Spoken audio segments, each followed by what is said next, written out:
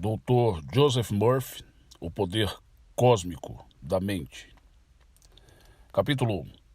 A espantosa lei do contato com a mente cósmica. Tudo o que pedirdes com fé na oração, vós o alcançareis. Mateus 21, 22.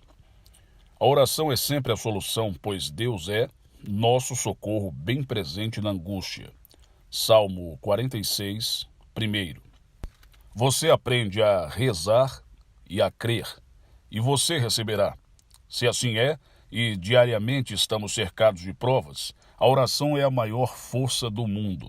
Qualquer que seja o problema, por maior que seja a dificuldade ou por mais complicado que o assunto pareça, a oração será capaz de resolvê-lo e de arranjar uma solução alegre e feliz.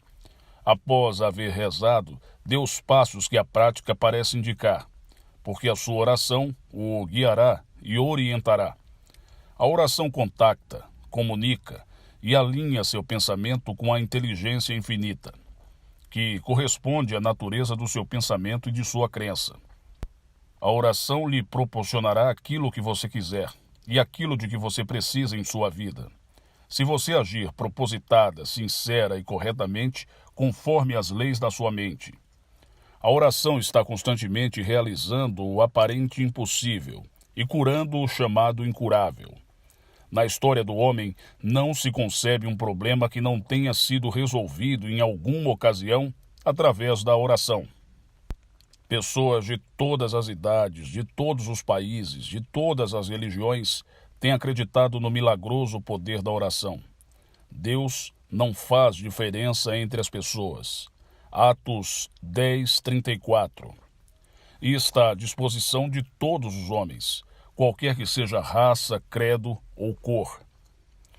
Os que receberam respostas maravilhosas às suas orações prestaram conscientemente ou inconscientemente reconhecimento, honra e devoção à receptiva inteligência infinita que habita dentro do homem. Lembre-se de que Deus é onipotente, onisciente e onipresente, que transcende o tempo, o espaço, a matéria ou os caprichos da humanidade. Fácil ver, portanto, que não pode haver limite para o poder da oração, porque, com Deus, tudo é possível. Mateus 19, 26. O milagre da oração. F. L. Hawson, notável engenheiro e um dos maiores cientistas da Inglaterra, autor da Life Wonderstone, conta a história de um regimento inglês sob o comando do coronel Whitley, que serviu na Segunda Guerra Mundial por mais de 5 anos sem perder um só homem. Este recorde sem paralelo tornou-se possível graças à ativa cooperação entre os oficiais e os soldados, pois todos memorizavam e repetiam regularmente as palavras do Salmo 91, que tem sido chamado de Salmo da Proteção. A Ralston Publishing Company, de Cleveland, Ohio, imprime para distribuição cartões do tamanho de uma carteira de notas com a história acima de um jado, sob o título Proteção para Soldados e Marinheiros, e o Salmo 91 do outro lado. Por uma constante repetição das verdades contidas no Salmo 91, os homens do regimento do coronel Whitley adquiriram a sensação de serem guardados por uma presença superprotetora. Pela repetição, pela fé e pela esperança, essas verdades mergulharam na mente subconsciente deles, conferindo-lhes em todos os momentos uma convicção interior da proteção divina. Esse é um dos milagres da oração. Ele não pode ser enforcado. Li há alguns anos num artigo escrito pela falecida Amy Curtis Hopkins, autora de Resumé, um maravilhoso caso que se acha registrado nos arquivos de uma instituição penal. Apresentarei a essência do artigo. Há 70 anos, um homem foi condenado à forca. Entre o pronunciamento da sentença e a aplicação da mesma, ele apelou para o amor de Deus e implorou pelo perdão e pela liberdade. O homem havia realmente cometido o crime pelo qual havia sido condenado, mas ele ouvira dizer, ou lera, que Deus era o salvador do homem mau.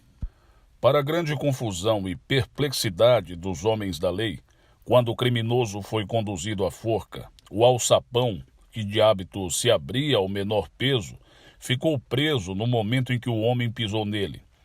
Tentaram abri-la várias vezes, sem resultado, até que por fim o prisioneiro obteve a liberdade.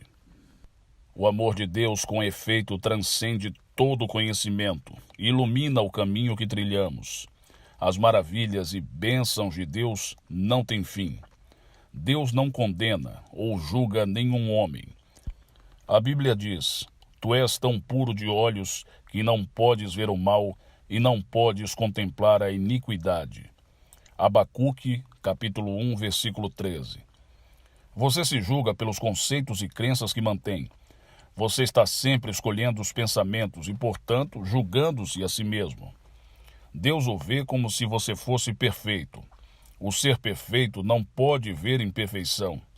Quando você se eleva em consciência ao ponto de se perdoar e purificar sua mente e o seu coração, o passado é esquecido e não é mais lembrado.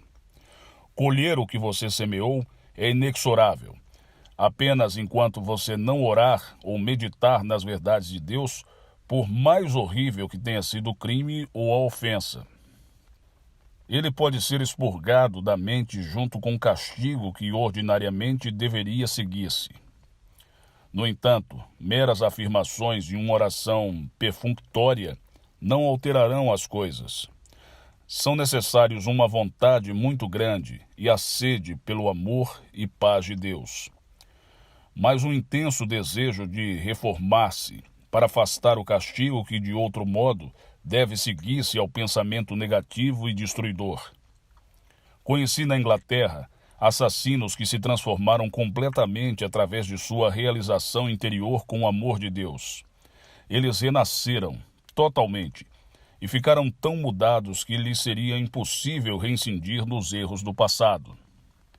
A oração pode mudar sua vida. Há cerca de 20 anos falei na Inglaterra com um homem que me confessou ter matado um outro. Ele tinha um grande desejo de se transformar e de renascer mental e espiritualmente. Escrevi uma oração especial para ele, com instruções sobre como fazê-la pelo menos 3 vezes ao dia, ou mais se ele quisesse. Eis a seguir a oração que dei a ele. Durante 15 ou 20 minutos, ele deveria implorar e sentir que o amor, a paz, a beleza, a glória e a alegria de Deus estavam fluindo através de sua mente e de seu coração, purificando, limpando, curando e restaurando a sua alma. Fazendo isso regularmente, essas qualidades e atributos de Deus iriam ressurgindo gradualmente dentro dele. O resultado dessa oração sincera foi um dos mais interessantes e fascinantes. Depois de alguns meses, ele me disse que uma noite todo o seu corpo e sua mente, bem como o quarto em que ele se achava, foram envolvidos por um grande clarão. Tudo o que ele podia recordar era que sabia ter todo o mundo dentro de si e que experimentara o êxtase e o transporte do amor de Deus. A sua sensação foi indescritível. Foi um momento que perdura para sempre. Na verdade, ele era um homem mudado. Experimentava e expressava o amor divino em sua mente e em seu coração. Eu soube que ele acabou por ensinar aos outros como viver, e tenho a certeza de que ainda está o fazendo em algum lugar. Você pode tornar-se o que anseia ser. Recentemente, um homem incapaz de se manter no emprego veio pedir-me que o aconselhasse. Ele bebia demais, era indolente, inconstante e tinha pouca determinação ou vitalidade. Disse-me que só se interessava por uma coisa: ir para o céu quando morresse. Expliquei-lhe que o céu é a paz de espírito e que a morte física não existe, que a única morte real é um processo psicológico onde se morre devido à ignorância, à superstição e à preguiça, e onde se consegue a ressurreição pela fé, pelo zelo, pelo entusiasmo, pela confiança e pela verdadeira atitude na vida.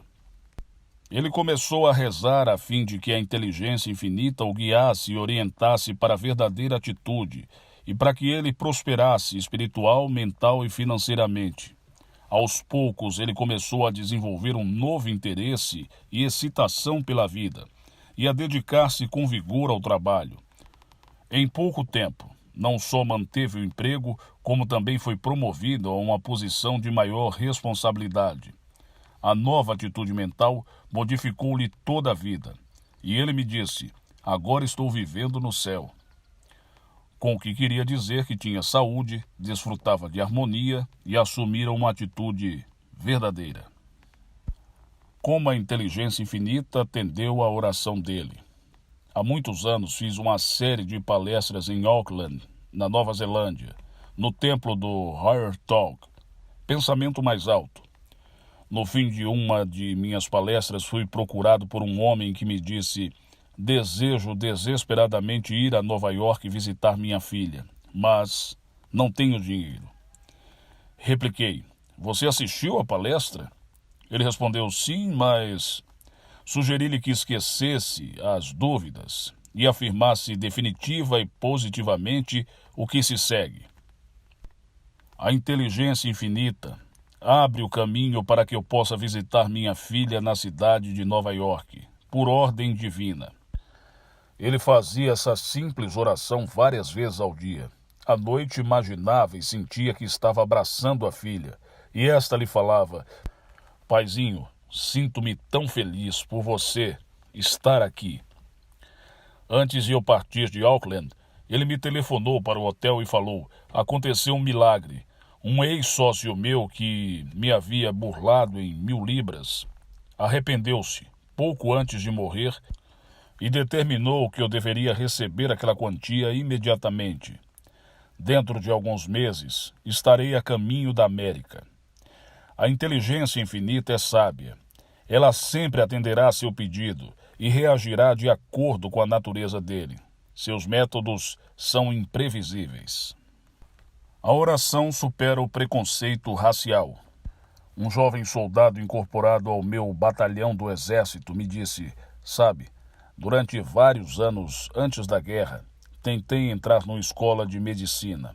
Havia uma certa cota de alunos e eu sempre fui recusado devido à minha raça e religião.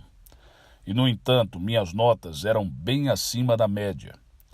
Esse jovem acreditava definitivamente que era uma vítima do preconceito racial.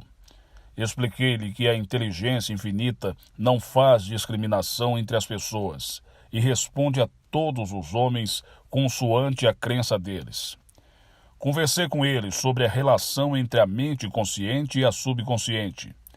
Ele começou a compreender que a sua mente subconsciente tinha a resposta, que ele possuía o know-how do caso. Como resultado da supracitada conversa, foi-lhe sugerida a seguinte experiência. À noite, quando fosse dormir, ele deveria imaginar ver um diploma de médico com o nome dele, declarando que ele era médico e cirurgião. Deveria tocar esse diploma com a mão da imaginação e experimentar uma alegria total. Ele transformaria sua imagem mental numa imagem real e natural, concentrando a atenção numa coisa, o diploma, que constituía a finalidade. Depois, ele contemplaria a realidade do diploma. E deveria dormir sentindo que estava com o diploma imaginário em sua mão. Os resultados da oração desse soldado foram muito interessantes. Certa manhã ele me disse: tenho a impressão de que vai acontecer alguma coisa e não ficarei por muito tempo aqui. Era a mente subconsciente dele que lhe dizia: tudo vai indo bem. A oração abre as portas da prisão. Há alguns anos visitei um homem na prisão do estado de Nova York. Seu principal pensamento era a liberdade. Tratava-se de um prisioneiro muito amargurado e cético. Ele se colocara no cárcere devido à sua maneira de proceder contra os preceitos áureos do Evangelho. Na verdade, ele vivia numa prisão de ódio e inveja. Dei-lhe instruções precisas sobre como mudar sua atitude mental. Ele começou a rezar por aqueles a quem odiava, afirmando repetidamente: o amor de Deus flui através deles, e desejo paz e felicidade para todos. Ele dizia isso várias vezes ao dia. À noite, antes de dormir, ele se imaginava em casa, com a família. sentia a filhinha nos braços e ouvia a voz dela dizendo: "Bem-vindo seja, paizinho."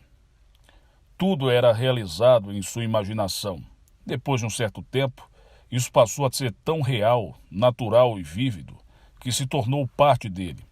Ele havia impregnado o subconsciente com a crença na liberdade. Ocorreu outro fato interessante. Ele não sentiu mais desejo de rezar pela sua liberdade. Era sem dúvida um sinal psicológico de que ele havia incorporado subjetivamente o desejo de ficar livre. Ele experimentou a paz, e, embora continuasse atrás das grades, sabia subjetivamente que estava livre. Era um conhecimento interior. Havendo subjetivamente realizado o seu desejo, ele não sentia mais vontade de rezar por isso. Passadas algumas semanas, ele foi solto. Os amigos tinham corrido em seu auxílio. Uma nova prova foi apresentada a favor dele, e através dos canais competentes, as portas se abriram para uma nova vida. Salvo de um desastre financeiro pela oração. Uma jovem que assistia às minhas palestras semanais sobre um de meus livros, O Poder do Subconsciente, declarou que não via meios de impedir o namorado dela de perder a loja e ir à falência. Ele não podia saldar as contas. Até o automóvel ele perderia. A moça dizia: "Não há nenhuma possibilidade. Não vejo como. É desesperador." Por sugestão minha, ela inverteu esse processo. E 3 a 4 vezes por dia se recolhia e assumia um estado mental passivo e receptivo. Ficava na disposição de admitir que existia uma solução para o caso do namorado, e à noite ia dormir pensando nessa maravilhosa verdade.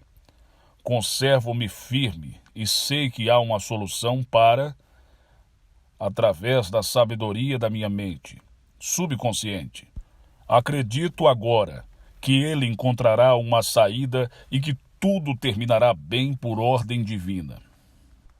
Uma semana depois de se ter dedicado a essa técnica, onde rejeitava toda evidência e buscava uma resposta na sabedoria do subconsciente, ela foi procurada pelo namorado, que lhe disse: "Aconteceu um milagre." Fora-lhe enviado um cheque de 2.000 libras por um homem que lhe havia tomado essa quantia 10 anos antes.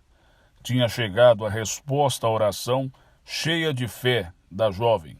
Com efeito, a Bíblia diz: "E será que antes que clamem, eu responderei. Estando eles ainda falando, eu os ouvirei." Isaías 65, 24. Sua oração de todos os dias.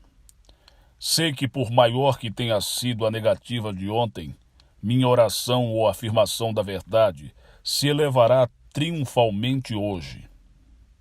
Hoje é o dia de Deus.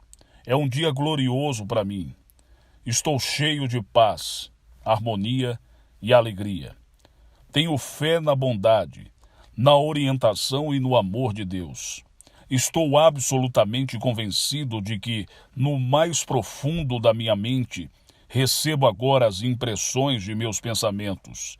E estou atraindo irresistivelmente tudo o que de bom o meu coração deseja. Deposito toda a minha confiança e fé no poder e sabedoria de Deus dentro de mim. Estou em paz.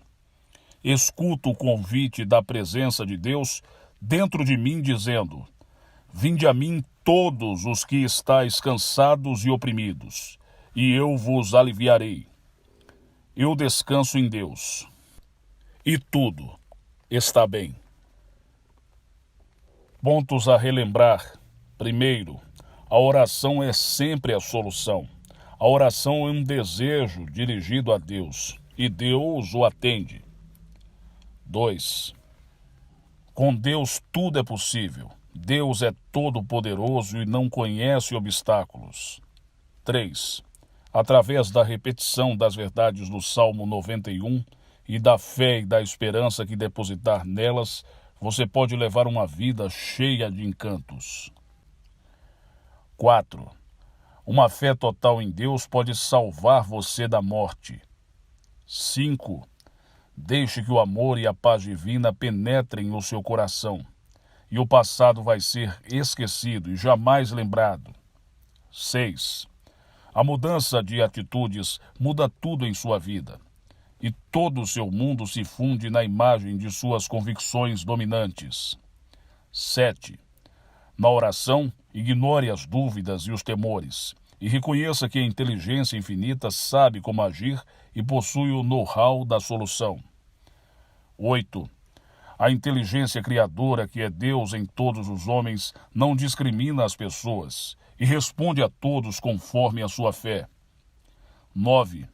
A oração abre as portas do cárcere, quando você vive numa prisão psicológica de ódio, inveja e vingança. 10. Tudo o que pedirdes orando, crede que o recebereis, e tê-lo-eis. Marcos 11:24. 11. Há sempre um caminho. Acalme sua mente e saiba que Deus conhece a resposta. Por causa disso, você também a conhece. Eu e o Pai somos um. João, capítulo 10, versículo 30. Lei 2. A secreta lei da fé. Seja vós feito segundo a vossa fé. Mateus 9:29. A fé é uma maneira de pensar, uma atitude mental que obtém resultados. A fé falada na Bíblia é uma convicção baseada nas leis e princípios eternos, que jamais mudam. A fé é a fusão do seu pensamento com o seu sentimento, ou da mente com o seu coração. Tão completa, inflexível e impregnável que nenhum acontecimento ou fato externo pode abalar você. No capítulo 11º de São Marcos, lê-se um verso maravilhoso, o de número 23, sobre o poder da fé. Porque em verdade vos digo, que qualquer que disser a este monte, o seu problema, sua dificuldade, ergue-te, isso é, acaba, dissolve-te, e lança-te ao mar, que significa o mar do seu subconsciente, onde está a cura ou a solução e onde os problemas desaparecem. E não duvidar em seu coração, o coração que aqui quer dizer a mente subconsciente, isso é, seu pensamento consciente e o sentimento subjetivo devem concordar, mas crer que se fará aquilo que diz, tudo o que disser lhe será feito. Essas verdades são muito explícitas e significam em definitivo que existe dentro de você uma força e uma sabedoria capazes de arrancá-lo da pobreza e da doença, de lhe revelar a resposta à sua oração e de colocá-lo na estrada da felicidade, da paz de espírito, da alegria e das relações harmoniosas com todos e com todo mundo. O poder da fé opera maravilhas. Há alguns anos, um homem me disse que pertencia a uma legião de vendedores de uma grande organização química, que tinha 200 homens naquele ramo. Com a morte do gerente de vendas, o vice-presidente ofereceu-lhe aquele lugar. No entanto, ele declinou da oferta. Mais tarde, percebeu que a única razão pela qual rejeitara a oferta fora o medo. Tivera medo de assumir a responsabilidade. Esse homem carecia de fé em si mesmo e em suas forças interiores. Hesitou e deixou passar uma oportunidade maravilhosa. Durante a entrevista que mantivemos, concluí que ele duvidava da sua capacidade para vencer. Foi Shakespeare quem disse: "Nossas dúvidas são traidoras, fazem-nos perder as coisas boas que muitas vezes podemos obter com medo de tentá-las." Esse homem alimentava uma profunda fé negativista. Expliquei-lhe que esse tipo de fé estava completamente deslocado. Ele só tinha fé na sua incapacidade e na inabilidade para aceitar a promoção e encarar a vida. No entanto, ele inverteu sua própria atitude mental e passou a afirmar ousadamente: "Estou reorientando minha maneira de pensar e de sentir. Não preciso de mais fé. Preciso é utilizar e aplicar o que possuo de maneira certa. Sei que minha mente subconsciente reage de acordo com o que penso de mim mesmo. Tenho fé na existência interior de Deus e sei que Ele me está orientando e guiando, que nasci para vencer e que a inteligência infinita me revela uma nova oportunidade. Sei que estou cheio de confiança e firmeza. Tenho fé em tudo o que é bom e vivo na alegre expectativa do melhor. Assim que começou a se identificar mental e emocionalmente com essas ideias, ele recebeu outra oferta de um posto executivo e aceitou-a com alegria no coração. Este é o poder mágico da fé. Todos têm fé. Toda pessoa tem fé em alguma coisa. Alguns têm fé no fracasso, na doença, nos acidentes e na infelicidade. Quando você é exortado a ter fé, lembre-se de que já a tem. A questão está em saber como você vai usá-la, se construtiva ou negativamente. Nossas atitudes e crenças mentais que representam nossa fé fazem nosso próprio céu ou inferno. Qual é a sua fé?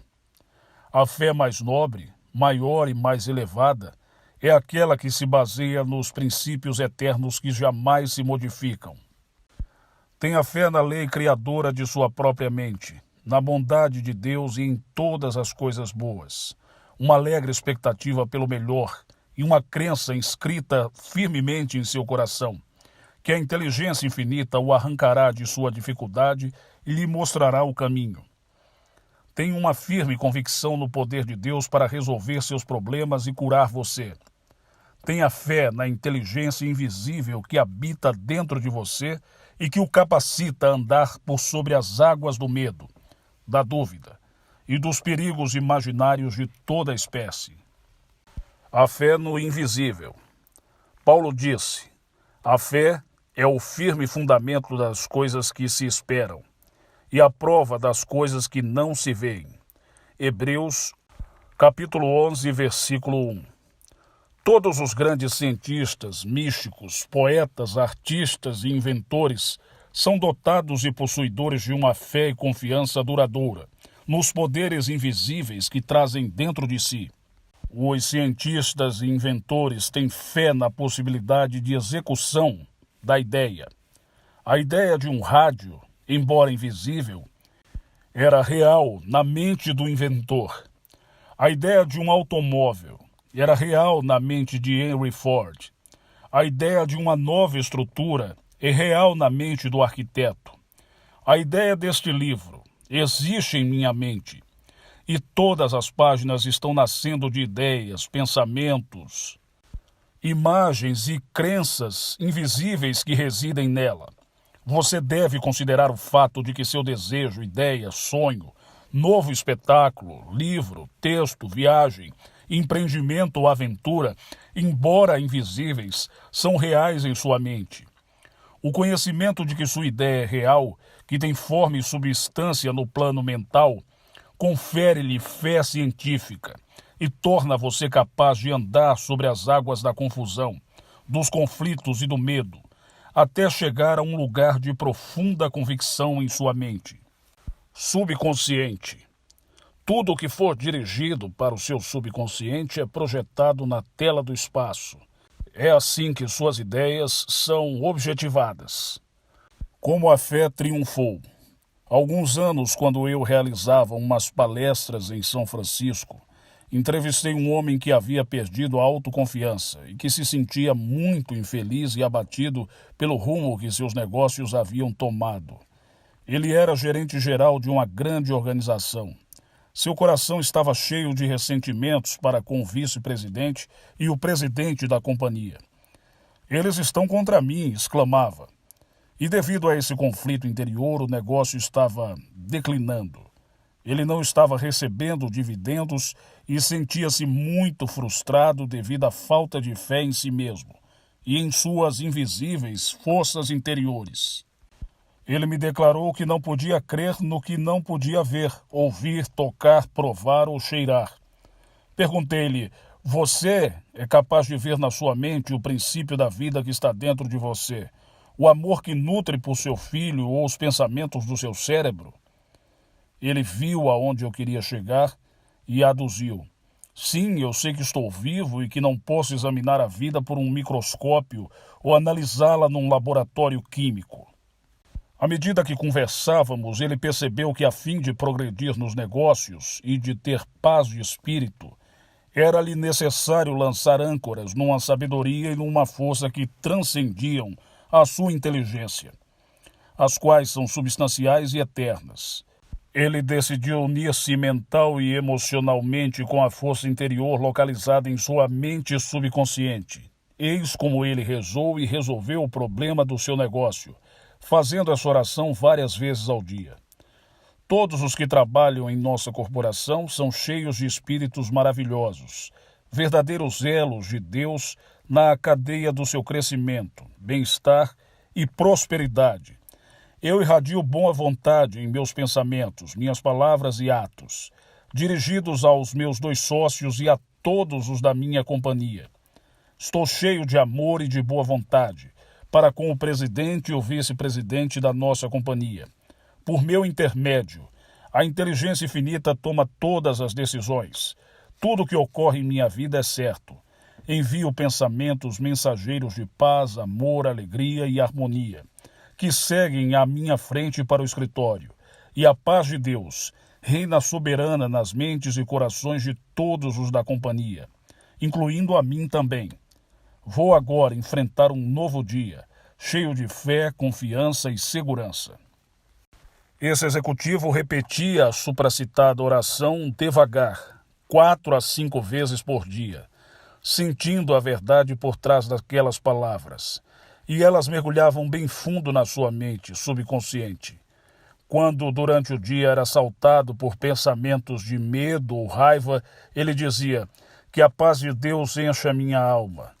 Pouco depois, todos os pensamentos nocivos cessavam e a paz descia em sua alma. Mais tarde recebi uma carta desse homem dizendo que no fim de 2 semanas o presidente e o vice-presidente o chamaram no escritório, desculparam-se e apertaram-lhe as mãos, dizendo que a organização não podia passar sem ele. Sua fé foi restabelecida e ele sentiu que, como indivíduo consciente, com capacidade de escolha, tinha o poder de escolher o sucesso, a harmonia e a boa vontade, e de se colocar acima de todas as circunstâncias e condições. Portanto, ele não se achava sob o domínio das exterioridades ou das impressões dos sentidos. Ele mudou a fé. Um jovem que tinha um talento especial para o canto estava encontrando grande dificuldade em conseguir trabalho no cinema, na televisão ou no rádio. Havia sido recusada tantas vezes que temia estar adquirindo um complexo de rejeição. Falando-me do seu problema, ela disse: há muitas artistas mais bonitas e mais atraentes do que eu. Talvez seja a razão pela qual não consigo um contrato. Bem, expliquei-lhe. Há uma lei mental que diz que a oferta e a procura são uma coisa só, que o que você busca está à sua procura, e que a inteligência infinita encaminhará você para o seu verdadeiro lugar. Ela aprendeu a ideia imediatamente e mudou sua fé na rejeição para uma fé na aceitação, no reconhecimento e na atitude verdadeira. Compreendeu que tudo o que a mente dela fosse capaz de imaginar, de achar verdadeiro, ela também podia realizar. 2 vezes por dia, ela acalmava a atividade da mente e removia toda a tensão do corpo, simplesmente falando com ele e dizendo-lhe para relaxar. Ele tem que lhe obedecer. Naquele estado de espírito calmo, receptivo e cheio de paz, com a atenção inteiramente dirigida para um imaginário contrato de cinema na sua mão. Assim ela experimentava a alegria e a sua realidade. Achava-se em definitivo mental e emocionalmente ligada ao contrato, e fez com que o contrato se tornasse realidade, pois em menos de uma semana esse contrato foi assinado para uma série de apresentações na televisão. Essa jovem identificou-se com o quadro imaginário do contrato em sua mente, sabendo que aquilo que ela imaginasse e aquilo em que ela acreditasse havia de acontecer. Ela mudou a maneira de pensar, seu estado de fé, e de acordo com isso tudo se realizou. e chama as coisas que não são como se já fossem. Romanos, capítulo 4, versículo 7.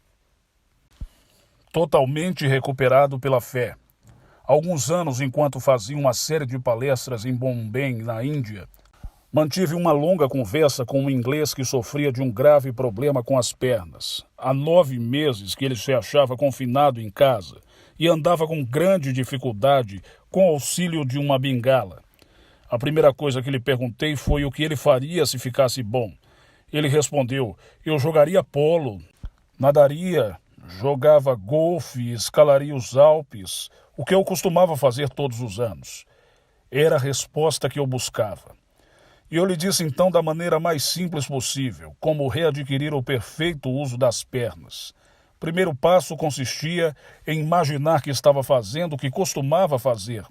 Sugeri-lhe que durante 15 ou 20 minutos, 3 vezes por dia, ele se sentasse em seu escritório e imaginasse que estava jogando polo. Ele devia assumir a disposição mental de estar realmente jogando polo. Em outras palavras, ele tinha de representar o papel de um ator, participando como todo ator do papel que caracteriza e dramatiza. Ele seguiu essas instruções com todo cuidado. Sentiu-se como se estivesse realmente jogando polo. Observe-se que ele não se via jogando polo. Isso teria sido uma ilusão. Ele converteu a situação em realidade, vivendo o drama em sua mente. Tornou-o tão real e tão vívido em sua imaginação que a tangibilidade do taco e a naturalidade do andar do cavalo se materializaram para ele. Ao meio-dia ele repousava a mente, relaxava o corpo e praticamente experimentava a sensação de estar envergando seus trajes de alpinista. Sentia o ar frio bater-lhe no rosto e ouvia as vozes dos seus ex-companheiros. Vivia o drama e sentia a solidez e a dureza das rochas. À noite, antes de dormir, ele jogava uma imaginária partida de golfe. Empunhava o taco, tocava a bola com a mão, colocava no lugar. Desferia o golpe, balançava o taco e se deleitava em ver onde a bola ia parar. Era como se estivesse disputando uma boa partida. Depois ia dormir muito satisfeito e feliz com as imaginárias experiências do dia. Em 2 meses, as pernas desse homem estavam curadas e ele fazia tudo o que pensava não mais poder realizar. Pouco a pouco, as imagens dele impregnaram as camadas mais profundas do seu subconsciente, onde reside o poder de curar. Daí resultando uma ação reflexa que correspondia à sua imagem mental e às suas sensações. O seu subconsciente reproduziu fielmente o que ele havia ali imprimido. A fé é a sua mente. Na verdade, você é invisível. Os outros não veem os seus motivos, seus sentimentos, sua fé, sua confiança, seus sonhos, suas aspirações, seus anseios e o princípio vital que reside dentro de você. Quando você se lembrar disso, saberá que é invulnerável, eterno e imortal, que não é um escravo das circunstâncias. A vida divina vive, agita-se e existe em você, e você vive, agita-se e existe nessa mesma vida divina. Tudo em seu mundo, caro leitor, é a manifestação de sua fé no invisível. Essa presença onipotente chamada Deus é receptiva ao seu pensamento e ao seu sentimento. Por exemplo, se você exclamar, eu sou forte e poderoso, você se tornará forte e robusto. Sua fé é algo em que você se transforma, porque você manifesta e objetiva em seu mundo o que realmente acredita de si próprio. A fé sem obras é morta. Tiago, capítulo 2, versículo 26. Em outras palavras, você vê as obras da fé em sua mente, em seu corpo e em seus negócios. As obras da sua fé aparecem em seu negócio, em seu lar, nas funções do seu corpo e em todas as suas realizações. Os frutos da fé são a saúde, a felicidade, a paz, o amor, a boa vontade, a abundância, a segurança, a firmeza, o equilíbrio, a serenidade e a tranquilidade. A fé na inteligência infinita. Recentemente, uma jovem não sabia se aceitava um lugar em Nova York, ganhando muito mais dinheiro, ou se permanecia em seu emprego em Los Angeles. Ela acalmou seus pensamentos e perguntou-se: qual seria minha reação se eu tomasse a decisão acertada agora? E respondeu a si mesma: eu me sentiria maravilhosamente bem, ia me sentir feliz se tomasse a decisão certa. Agindo como sou, eu serei. Ela procedeu como se tivesse tomado a decisão certa, sabendo que o princípio criador da vida é amor e receptividade, e que ele a amava e cuidaria dela. Ela começou a dizer: maravilha, maravilha, repetindo como se fosse um acalanto, ninando-se a si própria, até dormir com a sensação de que era maravilhoso. Naquela noite ela teve um sonho na qual uma voz falava: fique onde está, fique onde está. Ela acordou imediatamente e soube que era a voz interior da intuição. Sua mente subconsciente tinha visto tudo e de tudo soubera. Ela lia as mentes dos donos do negócio na costa leste, e a jovem permaneceu no emprego que ocupava. A sequência dos acontecimentos evidenciou a verdade da voz interior. A organização do leste foi à falência. Eu, o Senhor, a lei da sua mente subconsciente, em visão a ele, me darei a conhecer, ou em seus sonhos falarei com ele. Números 12, 6. Valha-se da força da fé. Primeiro, a fé é uma atitude mental que comanda e consegue resultados. 2. Você não precisa de mais fé. Já tem bastante, mas deve usá-la construtivamente. Oriente-a objetivamente. Tenha fé na saúde, no sucesso, na paz e na felicidade. 3. Todos têm fé em alguma coisa. Onde está a sua fé? A fé real baseia-se nos princípios eternos e nos valores da vida que jamais mudam. 4. A fé é invisível e é prova das coisas que não se veem. Os cientistas têm muita fé porque acreditam na possibilidade da execução das ideias que têm em mente. 5. Você não pode ver sua mente, sua vida ou o sentimento de amor. Também não pode ver a fé, mas pode amarrar sua mente na força invisível que está dentro de você e que é substancial, eterna e toda-poderosa. 6. Transponha sua fé no insucesso e na rejeição para a fé na aceitação, no reconhecimento e numa vida bem-sucedida. 7. Tenha fé no poder curador. Imagine e sinta que você está fazendo agora tudo o que faria se estivesse totalmente recuperado. 8. Sua fé é a sua mente, e no fundo dela mora a onipotência de Deus que atende aos seus pensamentos e sentimentos.